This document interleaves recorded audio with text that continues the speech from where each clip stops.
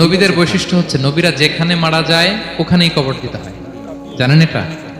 বিষ্ণু ইসলাম মারা গিয়েছিলেন আম্মাজান আয়েশা রাদিয়াল্লাহু তাআলা আনহার ঘরে, ফলে ওখানেই বিষ্ণু ইসলামের কবর হয়েছে, ওখানেই কবর।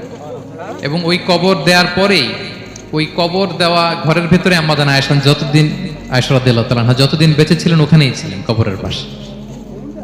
এরপর বাবা মারা গেলেন আবু বকর, বিষ্ণু ইসলামের পাশে কবর দেয়া হলো, বাবা আর স্বামীর পাশেই থাকলেন।